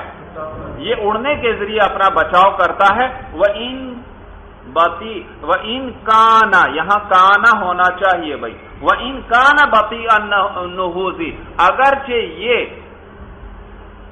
اٹھان کے اعتبار سے سست ہو گئے، اگرچہ اٹھان کے اعتبار سے سست ہے، ٹھیک ہے، اڑان کے اعتبار سے بے شک یہ سست ہے، لیکن یہ اپنا بچاؤ کرتا ہے کس طرح ہے؟ یہ اڑ کر اپنا بچاؤ کرتا ہے، تو لہذا بے شک یہ اڑان کے اعتبار سے سست ہی کیوں نہ ہو، پھر بھی یہ شکار ہی ہے، یہ اسی طرح اپنا بچاؤ کرتا ہے، اور یہ وحشی ہے اصل پیدائش کے اعتبار سے۔ والاستئناس عارض فلم يعتبر، اور یہ جو مانوس ہونا ہے، امام مالک رحمہ اللہ نے کیا فرمایا تھا کہ یہ کبوتر کیا ہے؟ مانوس ہے، انسانوں کے ساتھ رہنے والا ہے، تو اس کا جواب دے رہے والاستئناس عارض، کہ مانوس ہونا یہ عارضی ہے، اصل خلقت کے اعتبار سے یہ وحشی ہی ہے، اور جو مانوس ہونا ہوتا ہے وہ عارضی ہے، فلم يعتبر، اس کا کوئی اعتبار نہیں، کیونکہ اصل اعتبار کس کا ہے؟ اعتبار اصل خلقت کا ہے، عارضی چیز کا اعتبار نہیں، اور یہ اصل خلقت کے اعتبار سے وحشی ہے۔ وَقَذَا إِذَا قَتَلَ ظَبْيًا مُسْتَانِسًا، اور اسی طرح اگر محرم نے قتل کر دیا ظَبْيًا مُسْتَانِسًا، مانوس ہرن کو قتل کر دیا، تو اس صورت میں بھی جزا واجب ہوگی، جیسے کس میں جزا تھی؟ حمام مسترول میں، تو وقضا، اور اسی طرح جزا واجب ہوگی جب محرم قتل کر دے مانوس ہرن کو، لأنہ صید فی الاصل، اس لیے کیونکہ ہرن جو ہے وہ شکار ہے اصل کے اعتبار سے، یعنی اصل خلقت کے اعتبار سے، فلا یبطلہ الاستئناس، لہذا اس کے شکار ہونے کو باطل نہیں کرے گا الاستئناس، مانوس ہونا، کیونکہ مانوس ہونا عارضی ہے، اور اعتبار کس کا ہے؟ اصل، لہذا اصل خلقت کے اعتبار سے بھی یہ شکار ہے، تو یہ شکار ہونا مانوس ہونے کی وجہ سے ختم نہیں ہوگا، بلکہ یہ مانوس ہو جائے پھر بھی کیا ہے؟ شکار ہی کا حکم ہے، لہذا محرم کے لیے اس کو ذبح کرنا جائز نہیں ہے بھائی۔ بات سمجھ میں آ گئی؟ کل بعیری، جیسے کہ اونٹ ہے، اذا ندہ، جب وہ بدک جائے، بگڑ جائے، لا یاخذ حکم الصید فی الحرمت علی المحرم، تو وہ شکار کا حکم نہیں لیتا حرمت کے اندر علی المحرم، محرم پر۔ بھئی یہ پالتو جانور جو ہیں ان کا ذبح کرنا تو محرم کے لیے حلال تھا، لیکن شکار کا ذبح کرنا تو اس کے لیے حلال نہیں، اور اعتبار کس کا ہے؟ اصل خلقت۔ ہرن جب اصل خلقت کے اعتبار سے شکار ہے، تو اگر اس کو پالتو بنا بھی لیا جائے پھر بھی یہ شکار ہونے سے نہیں نکلے گا، اعتبار کس کا کریں گے؟ اصل خلقت کا۔ جیسے کہ اونٹ جو ہے وہ اصل خلقت کے اعتبار سے شکار نہیں، تو جب یہ بگڑ جائے تو بھی اس کا قتل اس کا ذبح کرنا محرم کے لیے حرام نہیں ہوگا، کیونکہ اونٹ اصل خلقت کے اعتبار سے پالتو جانور ہے، اور پالتو جانور کا ذبح کرنا تو محرم کے لیے جائز ہوتا ہے۔ بات سمجھ میں آ گئی؟ یہ معنی ہے کل بعیر اذا ندہ، جیسے کہ اونٹ جب وہ بگڑ جائے، جب وہ بدک جائے، لا یاخذ حکم الصید، وہ شکار کا حکم نہیں لیتا، فی الحرمت، حرام ہونے میں، علی المحرم، محرم پر۔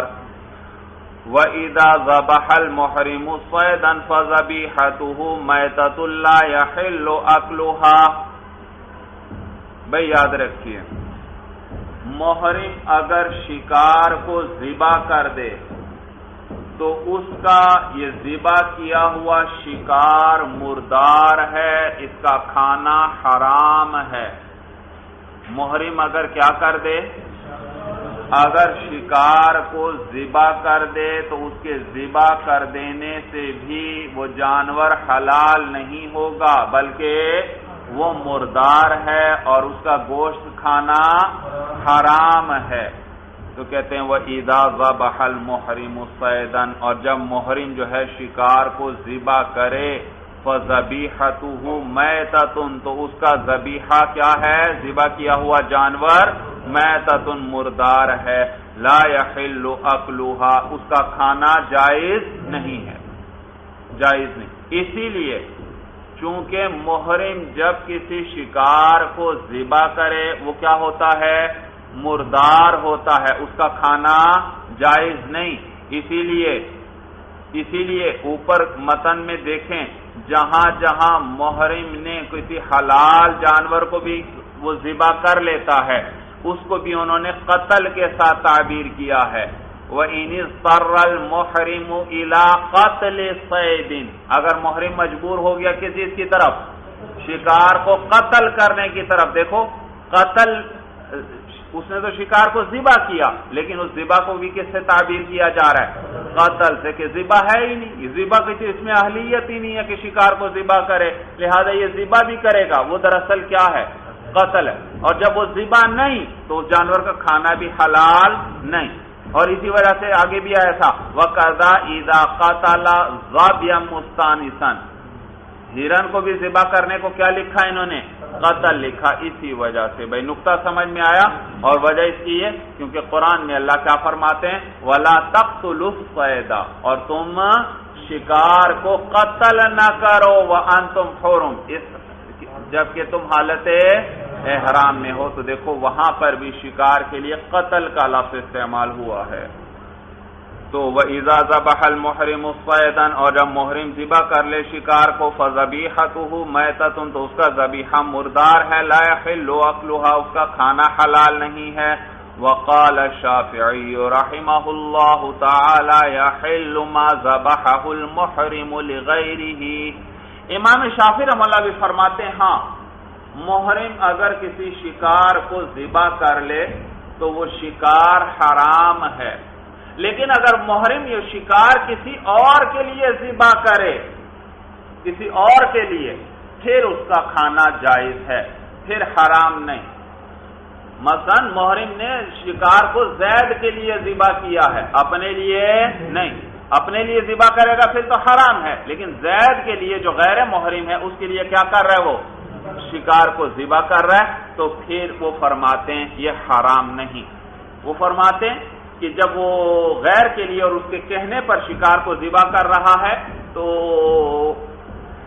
یہ جو فعل کر رہا ہے ذبح والا، یہ منتقل ہو جائے گا اسی دوسرے شخص کی طرف، گویا محرم نہیں کر رہا یہ ذبح، بلکہ وہ دوسرا شخص ہی ذبح کر رہا ہے، یوں سمجھا جائے گا بھائی دوسرے کے لیے جب کر رہے ہیں، جب دوسرے کے لیے کر رہا ہے، اس کے کہنے پر کر رہا ہے، تو یوں سمجھا جائے گا گویا کہ وہ دوسرا ہی ذبح کر رہا ہے، تو لہذا وہ فعل، اس کی ذبح کا فعل اس کی طرف منتقل ہو جائے گا، اور وہ شکار کیا ہوگا، حلال ہوگا، حرام نہیں۔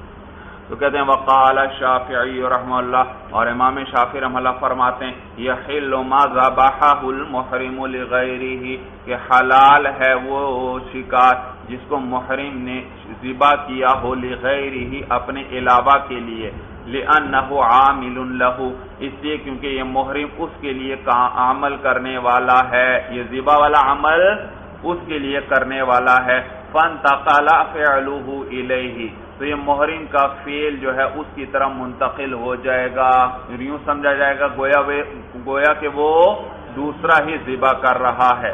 ولنا، اور ہماری دلیل یہ ہے، ان الزکاۃ فعل مشروع، کہ ذبح کرنا یہ ایک مشروع فعل ہے،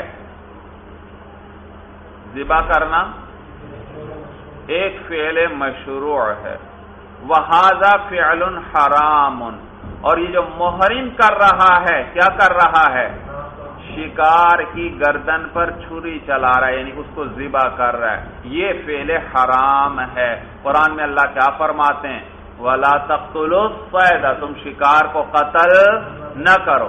تو ذبح کرنا وہ تو ایک فعل مشروع ہے، اور یہ جو فعل ہے جو محرم کر رہا ہے یہ فعل حرام ہے، فلا یکون زکاتن، تو یہ ذبح نہیں، اس کو ذبح کہیں گے ہی نہیں۔ ذبح کہیں گے کس کو؟ جس کی شریعت نے اجازت دی ہو، اور اس کی تو شریعت نے اجازت ہی نہیں دی، تو اس کو ذبح بھی نہیں کہیں گے۔ اور ذبح ہی سے تو جانور پاک ہوتا ہے، اس کا گوشت کھانے کے قابل ہوتا ہے، ذبح نہ کرو تو اس کا گوشت کھانے کے قابل نہیں، تو جب یہ ذبح نہیں تو جانور کا گوشت بھی پاک نہیں، لہذا اس کو کھانا جائز نہیں۔ تو بلنا ہماری دلیل یہ ہے کہ ان الزکات فعل مشروع، کہ ذبح کرنا یہ ایک شرعی فعل ہے، وہذا فعل حرام، اور یہ جو محرم کر رہا ہے یہ حرام فعل ہے، فلا یکون زکاتن، تو یہ زکات نہیں، یعنی یہ ذبح کرنا نہیں ہے۔ کذبیحۃ المجوسی، جیسے کہ ایک مجوسی کا ذبیحہ، آتش پرست آدمی ہے بھائی، وہ کیا کر لیتا ہے، وہ ایک جانور کو ذبح کرتا ہے، باقاعدہ اسی طرح لٹاتا ہے اور اس کی گردن پر چھری چلاتا ہے، تو آپ کیا کہیں گے یہ حلال ہے جانور؟ نہیں، وہ جیسے وہ دیکھو عمل اس نے بھی سارا کیا، اسی طرح جانور کو لٹایا ہے اور اس کی گردن پر چھری پھیری، لیکن اس کو کوئی بھی حلال نہیں کہتا، اگرچہ سارا عمل پایا گیا ذبح والا۔ تو یہاں محرم کے اندر بھی بے شک سارا عمل پایا جائے، لیکن اس کو شریعت کی طرف سے اس کی اجازت ہی نہیں، جیسے کہ اس مجوسی کے لیے اس طرح اجازت نہیں ہے بھائی، اس کا ذبیحہ جیسے حلال نہیں ہے۔ کذبیحۃ المجوسی، جیسے کہ مجوسی کا ذبیحہ ہے، وہذا، اور یہ اس وجہ سے، لأن المشروع هو الذي قام مقام الممیز، یہ الممیز لفظ ہے بھائی، ایک میم یہاں کتابت کی غلطی ہے، ایک میم رہ گیا ہے، وہذا، اور یہ اس وجہ سے، لأن المشروع ای لأن ذبح المشروع، مشروع سے کیا مراد ہے؟ مشروع ذبح مراد ہے، اور یہ اس وجہ سے، وجہ ذکر کر رہے ہیں نا کہ یہ محرم کی ذبح حرام کیوں ہے، وجہ ذکر کہتے ہیں وہذا، اور یہ اس وجہ سے، لأن المشروع ای الذبح المشروع، کہ مشروع ذبح جو ہے هو الذی، وہ ولی ذبح ہے، قام مقام الممیز بین الدم واللحم، جو قائم مقام ہو جائے ممیز کے خون اور گوشت کے درمیان، تیسیراً آسانی کے لیے۔ بھائی یاد رکھیے یہ ذبح کا حکم دیا شریعت نے، کس وجہ سے؟ وجہ اس کی یہ کہ جانور کے سارے جسم میں خون پھیلا ہوا ہے، اور یہ خون نجس ہے بھائی، یہ خون کیا ہے؟ نجس ہے، لہذا شریعت نے ذبح کرنے کا حکم دیا تاکہ یہ خون جو ہے گوشت سے جدا ہو جائے۔ جب یہ خون گوشت سے جدا ہو جائے گا تو خون بہہ جائے گا اور پیچھے پاکیزہ گوشت رہ جائے گا، جس کو پھر کھانے کی اجازت دی گئی بھائی۔ صورت سمجھ میں آ رہی؟ اب اگر دیکھا جائے کہ نجس خون ہے اس کے سارے بدن میں، جب نجس خون ہے تو اس سارے خون کو گوشت سے الگ کرنا ضروری ہے یا ضروری نہیں؟ جب تک نجاست کو پوری طرح اس چیز سے نکالا نہیں جائے گا وہ تو صاف اور پاکیزہ نہیں ہوگی۔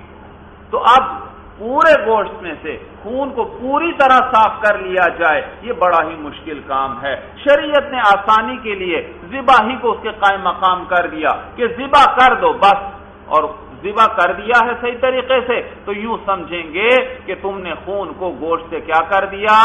الگ کر دیا، چاہے تھوڑا خون نکلے چاہے زیادہ نکلے، اس کو نہیں دیکھنا پھر بھائی۔ صورت سمجھ میں آ گئی؟ بس آسانی کے لیے کیا حکم دے دیا شریعت نے؟ ذبح کر لو گے، تو یہ ذبح کرنا کس کے قائم مقام ہے؟ خون کو گوشت سے جدا کرنے کے قائم مقام ہے۔ صورت سمجھ میں آ گئی؟ تو کہتے اب دیکھیے کتاب پر کہتے ہیں وہذا، اور یہ محرم کا ذبیحہ حرام اس لیے ہے، لأن المشروع، اس لیے کیونکہ مشروع ذبح جو ہے هو الذی، وہ ولی ذبح ہے، الذی قام مقام الممیز، جو ممیز یعنی جدا کرنے والے فعل کے قائم مقام ہو، جدا کرنے والے فعل کے قائم مقام ہو۔ جدا کرنے والا کس چیز کے درمیان؟ بین الدم واللحم، خون اور گوشت کے درمیان جدائی کرنے والے فعل کے قائم مقام ہو، تحصیراً کس لیے؟ آسانی کے لیے۔ فَيَنْعَدِمُ بِانْعِدَامِهِ، تو حلال ہونا، فَيَنْعَدِمُ يَنْعَدِمُ الْحِلُّ، حلال ہونا معدوم ہو جائے گا، بِانْعِدَامِهِ، اس ذبح مشروع کے معدوم ہونے سے۔ فَيَنْعَدِمُ، ضمیر کس کو لوٹائی؟ حلال ہونے کو، اور انعدامہ کی ہا ضمیر کس کو لوٹائی؟ ذبح مشروع کو۔ تو جب ذبح مشروع ہوگی تو کھانا حلال ہوگا، اور جب ذبح مشروع معدوم ہو جائے گی تو حلال ہونا بھی کیا ہو جائے گا؟ معدوم ہو جائے گا۔ اور ذبح مشروع کی وہ کون سی ذبح ہے؟ جس کی شریعت کی طرف سے اجازت ہے، اور جب اس کو اجازت نہیں تو ذبح مشروع نہ پائی گئی۔ اور ذبح مشروع تو کیا تھی؟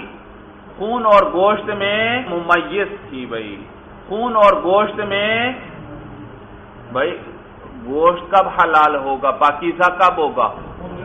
جب خون کو گوشت سے جدا کر دیں، کوئی ایسا ممیز فعل پایا جائے جو کیا کر دے؟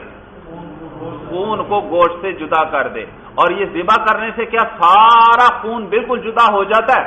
نہیں، لیکن شریعت نے اس کو اس ممیز کے قائم مقام کر دیے کہ یہ ایسا فعل ہے جو کیا کر دیتا ہے؟ خون کے گوشت سے جدا کر دیتا ہے۔ سورج سمجھ میں آ گئی؟ تو لہذا جانور حلال کب ہوگا؟ جب ذبح مشروع پائی جائے، اور ذبح مشروع وہ کس کے قائم مقام ہے؟ اس ممیز فعل کے قائم مقام ہے جو جدائی کر دے کس کے درمیان؟ خون اور گوشت کے درمیان۔ معلوم ہو ذبح مشروع وہ ممیز کے قائم مقام ہوتی ہے، اور اس محرم کو تو ذبح کی اجازت نہیں، تو یہاں ذبح مشروع نہیں پائی گئی۔ جب ذبح مشروع نہیں پائی گئی تو ممیز نہیں آیا جو کیا کرے؟ خون اور گوشت میں جدائی کر دے۔ جب ممیز نہیں آیا تو خون اور گوشت میں جدائی نہ آئی، جب جدائی نہ آئی تو جانور کا گوشت بھی پاکیزہ نہ ہوا۔ بھائی دلیل سمجھ میں آ گئی؟ یہ معنی فَيَنْعَدِمُ بِانْعِدَامِهِ، تو یہ حلال ہونا معدوم ہو جائے گا مشروع ذبح کے معدوم ہونے سے۔ وَإِنْ أَكَلَ الْمُحْرِمُ الذَّابِحُ مِنْ ذَلِكَ شَيْئًا فَعَلَيْهِ قِيمَةُ مَا أَكَلَ عِنْدَ أَبِي حَنِيفَةَ رَحِمَهُ اللَّهُ وَقَالَ لَيْسَ عَلَيْهِ جَزَاءُ مَا أَكَلَ۔ صورت یہ کہ محرم نے ایک شکار کیا اور اس کو ذبح بھی کر دیا، اور اس ذبح شدہ میں سے اس نے کچھ گوشت پکا کر کھا لیا، تو امام اعظم ابو حنیفہ رحمہ اللہ فرماتے ہیں کہ یہ جتنا گوشت اس نے کھایا ہے اس کی بھی قیمت دینا پڑے گی۔ شکار کی قیمت الگ اور اس کھائے ہوئے گوشت کی قیمت الگ۔ صاحبین فرماتے ہیں نہیں، شکار کی جزا تو اس پر آئے گی لیکن اس گوشت کی جزا الگ سے نہیں آئے گی۔ بھائی بات سمجھ میں آ گئی؟ اور امام صاحب کے مذہب میں بھی تفصیل یاد رکھیے، گوشت کی قیمت علیحدہ تب آئے گی جب اس نے شکار کر لیا، اور شکار کرنے کے بعد اس پر کیا آ گئی؟ جانور کی جزا آ گئی، اس نے جانور کی جزا دے دی، اور اس کے بعد پھر یہ دوسرا کام کیا پکا کر کھانے والا، تو لہذا اب گوشت کی الگ سے اس کو قیمت دینا پڑے گی۔ لیکن اگر شکار کرنے کے بعد ابھی اس نے جزا نہیں دی، اس سے پہلے کیا کیا؟ اس گوشت کو کچھ کھا بھی گیا، تو پھر اس صورت میں اس گوشت کی قیمت بھی اسی کل جزا کے اندر داخل ہو جائے گی، اور صرف کیا آئے گی؟ اسی جانور کی جزا آ جائے گی۔ بھائی صورت سمجھ میں آ گئی؟ تو کہتے ہیں وَإِنْ أَكَلَ الْمُحْرِمُ الذَّابِحُ مِنْ ذَلِكَ شَيْئًا، اور اگر اس ذبح کرنے والے محرم نے اس جانور میں سے، اس شکار میں سے کچھ کھا لیا، فَعَلَيْهِ قِيمَةُ مَا أَكَلَ، تو اس پر اس کی قیمت واجب ہے جس کو اس نے کھایا ہے، عند ابی حنیفہ رحمہ اللہ، امام صاحب کے نزدیک۔ وقال، اور صاحبین فرماتے ہیں لیس علیہ جزاء ما أكل، کہ اس پر اس کھائے ہوئے گوشت کی جزا واجب نہیں ہے۔ بھائی بات سمجھ میں آ گئے؟ اور یہ بھی یاد رکھنا، یہ جو اس نے گوشت کھایا حرام کھایا، کیونکہ یہ تو مردار تھا، حلال تھا ہی نہیں۔ ابھی آپ نے پڑھا محرم کا شکار کو ذبح کرے تو وہ مردار ہے۔ بھائی بکری وغیرہ ذبح کر سکتے ہیں، آپ نے پڑھ لیا، پالتو جانوروں کی ذبح کی بات نہیں ہو رہی، وہ ذبح کر سکتا ہے، وہ حلال ہوگا۔ ہاں شکار کو ذبح کرے گا تو وہ حرام ہوگا، اس کی بات چل رہی ہے۔ تو یہ جو اس نے گوشت کھایا یہ حرام تھا، مردار تھا، کیونکہ اس کا تو ذبح پایا ہی نہیں گیا، لہذا اس پر بھی استغفار بھی کرے کہ اس نے حرام کھایا۔ وَإِنْ أَكَلَ مِنْهُ مُحْرِمٌ آخَرُ فَلَا شَيْءَ عَلَيْهِ فِي قَوْلِهِمْ جَمِيعًا، اور اگر اس میں سے کسی دوسرے محرم نے کھا لیا، کس میں سے؟ یہ شکار جس کو ایک محرم نے ذبح کیا تھا، اس کے گوشت کو کسی دوسرے محرم نے کھا لیا، فَلَا شَيْءَ عَلَيْهِ فِي قَوْلِهِمْ جَمِيعًا، تو اس پر کچھ بھی واجب نہیں ہے، فِي قَوْلِهِمْ جَمِيعًا، ان سب ہمارے تینوں ائمہ کے قول کے مطابق۔ بھائی لہما، اب دلیل آ گئی صاحبین کی۔ صاحبین کیا فرماتے تھے؟ چاہے یہ خود کھائے چاہے کوئی اور اس میں سے کھا لے، کسی پر بھی جزا نہیں۔ امام صاحب کیا فرماتے ہیں؟ کوئی اور کھائے تو جزا نہیں، یہ خود کھائے تو جزا۔ دلیل اب ذکر کر رہے ہیں۔ لہما، صاحبین کی دلیل یہ کہ ان ھذہ میتۃ، کہ یہ کیا تھا؟ یہ مردار ہے۔ فلا یلزمہ باکلھا الا الاستغفار، تو اس محرم پر لازم نہیں ہے اس کے کھانے کی وجہ سے الا الاستغفار، سوائے استغفار کے، صرف استغفار کرے کہ حرام چیز اس نے کھا لی، مردار کو کھا لیا۔ وصار کما اذا اکلہ محرم غیرہ، اور یہ اسی طرح ہو گیا جیسے اس کو کسی دوسرے محرم نے کھایا ہو، اور کسی دوسرے محرم کے کھانے کی صورت میں تو بالاتفاق اس پر جزا نہیں آتی تھی، تو لہذا اس پر بھی جزا نہیں آئے گی۔ ولی ابی حنیفہ، امام صاحب کی دلیل آئی۔ بھائی امام صاحب کی باتیں بڑی گہری ہوتی ہیں۔ بھائی والد صاحب رحمہ اللہ فرماتے تھے کہ جہاں کہیں امام صاحب اور صاحبین کا اختلاف آتا ہے، دراصل اس کی وجہ یہ ہوتی ہے کہ امام صاحب مسئلے کی اتنی گہرائی میں چلے جاتے ہیں کہ اس گہرائی تک پہنچنا کسی کے بس ہی میں نہیں ہوتا، تو اسی وجہ سے پھر اختلاف آتا ہے۔ بھائی ولی ابی حنیفہ رحمہ اللہ، امام صاحب کی دلیل یہ ہے کہ ان حرمتہ باعتبار کونہ میتۃ کما ذکرنا، کہ اس کا حرام ہونا، یہ ذبح شدہ جانور کا حرام ہونا کس اعتبار سے؟ باعتبار کونہ میتۃ، اس کے مردار ہونے کے اعتبار سے ہے، کما ذکرنا، جیسے کہ ہم نے ذکر کر دیا۔ وہ باعتبار، اور اس اعتبار سے بھی ہے اس کا حرام ہونا کہ انہ محظور احرامہ، کیونکہ یہ اس کے احرام کی ممنوعہ چیزوں میں سے ہے۔ یہ کھانا، محرم کا اس شکار کو کھانا، یہ بھی اس کے احرام کے اندر ممنوع تھا، اس نے ایک ممنوعہ کام کیا ہے، اور ممنوعہ کام کرو گے تو کیا آئے گی؟ جزا آئے گی۔ بات سمجھ میں آ رہی؟ امام صاحب کی دلیل کیا کہ یہ اس کا کھانا حرام ہے دو وجہ سے، ایک تو کیا؟ ایک تو یہ مردار ہے، اور دوسری وجہ کیا؟ یہ احرام کی ممنوعہ چیزوں میں سے ہے، پابندیوں میں سے ہے۔ اب سوال پیدا ہوتا ہے یہ احرام کی ممنوعہ چیزوں میں سے کیسے ہے؟ اب اس کا آگے جواب دیں گے۔ کہتے ہیں لأن، وجہ ذکر کر رہے ہیں کہ احرام کی ممنوعہ چیز کیوں ہے۔ کہتے ہیں لأن احرامہ هو الذي اخرج الصید عن المحلیۃ، یہ جگہ اچھی طرح سمجھ لیں بھائی۔ کہتے ہیں لأن احرامہ، اس لیے کیونکہ اس محرم کا جو احرام ہے هو الذي، یہی ہے وہ چیز، اخرج الصید، جس نے شکار کو نکال دیا، عن المحلیۃ، محل ہونے سے، عن المحلیۃ، کس چیز سے؟ یعنی ذبح کا محل ہونے سے۔ شکار ذبح کا محل تھا یا نہیں؟ نیل گائے کوئی شکار کرتا ہے ذبح کرے گا یا نہیں کرتا؟ ذبح کرتا ہے بھائی اس کو، تو شکار بھی کیا ہے؟ ذبح کا محل۔ لیکن یہ شکار جس کو محرم نے شکار کیا تھا، یہ کس سے نکل گیا؟ ذبح کا محل ہونے سے نکل گیا۔ یہ اب ذبح کا محل ہی نہ رہا، کس کے لیے؟ اس محرم کے لیے۔ بات سمجھ میں آ گئی؟ اور اسی طرح یہ شکار ذبح کا محل نہ رہا اور ذبح کرنے والا یعنی محرم میں ذبح کی اہلیت ہی نہ رہی. کس کی وجہ سے؟ احرام کی وجہ سے. تو یہ شکار ذبح کا محل نہ رہا. کس کی وجہ سے؟ احرام. اور محرم ذبح کرنے کا اہل نہ رہا. کس کی وجہ سے؟ احرام کی وجہ سے.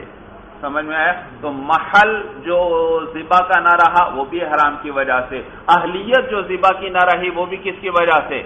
احرام کی وجہ سے. لہذا اس حرمت کی نسبت اس احرام کی طرف کی جائے گی.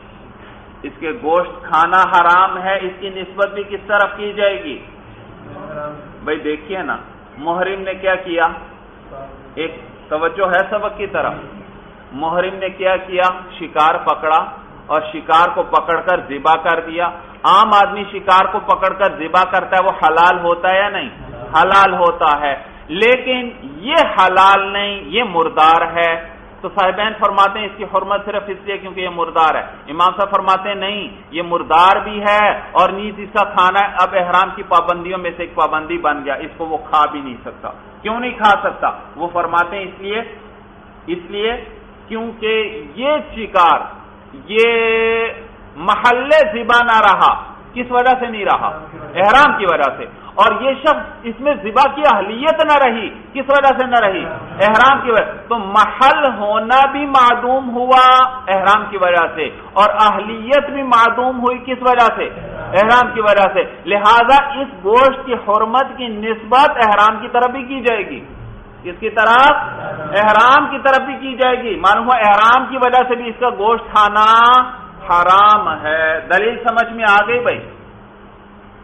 تو کہتے ہیں لِأَنَّ إِحْرَامَهُ هُوَ الَّذِي أَخْرَجَ الصَّيْدَ عَنِ الْمَحَلِّيَّةِ. محل ہونے سے، محلیت یہ یا مشدد اور تا ملا کر ساتھ یہ کیا کر لیا جاتا ہے؟ مصدر بنا لیا جاتا ہے. تو محل کا معنی تو جگہ، محلیت محل ہونا. کیا ترجمہ کریں گے؟ محل ہونا. لِأَنَّ إِحْرَامَهُ هُوَ الَّذِي أَخْرَجَ الصَّيْدَ عَنِ الْمَحَلِّيَّةِ. اس لیے کیونکہ اس کا جو احرام ہے اس نے نکال دیا شکار کو عن المحلیت. کس چیز سے؟ محل ہونے سے. وَالذَّابِحَ عَنِ الْأَهْلِيَّةِ. اور ذبح کرنے والے کو نکال دیا عن الاہلیت. کس سے؟ اہل ہونے سے. کس چیز میں؟ شکار کو محل ہونے سے نکال دیا اور ذبح کرنے والے کو اہلیت سے نکال دیا. کس چیز میں؟ فی حق الزکات. ذبح کے حق میں. ذبح کے اعتبار سے اب وہ شکار محل ذبح نہیں اور ذبح کے اعتبار سے وہ محرم اب اس میں ذبح کی اہلیت نہیں. فصارت حرمت التناول بهذه الوسائط مضافتا الى احرامه. پس کھانے کی حرمت وہ ان واسطوں کے ذریعے وہ منسوب ہو گئی الی احرامہ. کس کی طرف؟ اس کے احرام کی طرف اس کی نسبت ہو گئی. تو معلوم ہوا اس کا کھانا کس وجہ سے حرام ہے؟ اس کے احرام کی وجہ سے بھی اس کا کھانا حرام ہے. دلیل اچھی طرح سمجھ میں آ گئی بھائی؟ بخلاف محرم آخر. بخلاف کسی دوسرے محرم کے. اس میں امام صاحب بھی فرماتے تھے اس پر جزا نہیں. کہتے ہیں لِأَنَّ تَنَاوُلَهُ لَيْسَ مِن مَحْظُورَاتِ إِحْرَامِهِ. اس لیے کیونکہ اس کا کھانا وہ اس کے احرام کی پابندیوں میں سے نہیں ہے. اس محرم کے لیے پر پابندی تھی کیونکہ اس نے اس کو ذبح کیا تھا. حالانکہ نہ تو اس میں اہلیت تھی اور نہ شکار میں شکار ذبح کا محل تھا. تو اس کے حق میں پابندی تھی. لہذا اس کے لیے یہ گوشت کھانا ممنوع ہے. دوسرے محرم کے لیے اس کے احرام کی یہ پابندی نہیں. ہاں یہ معنی نہیں کہ دوسرے محرم کے لیے یہ گوشت حلال ہو گیا ہے، تو یہ حرام ہی، لیکن یہ ہے اس پر جزا نہیں آئے گی. یعنی اس کے احرام کی پابندی نہیں ہے. یہ پابندی صرف کس کے حق میں تھی؟ ذبح کرنے والے محرم کے حق میں تھی، غیر ذابح محرم کے حق میں نہیں. وہ کھائے گا تو اس نے صرف مردار کھایا اور استغفار کرے، اور اس نے کھایا تو اس نے مردار بھی کھایا اور احرام کی پابندی بھی توڑی. لہذا جزا بھی واجب ہو. یہ معنی بخلاف محرم آخر، بخلاف دوسرے محرم کے لیے، ان تناولہ لیس من محظورات احرامہ، اس لیے کیونکہ اس کا کھانا جو ہے وہ اس کے احرام کی ممنوعہ چیزوں میں سے نہیں ہے۔ چلیے بس بھائی، ھذا ھو المرام، واللہ اعلم بحقیقت الکلام۔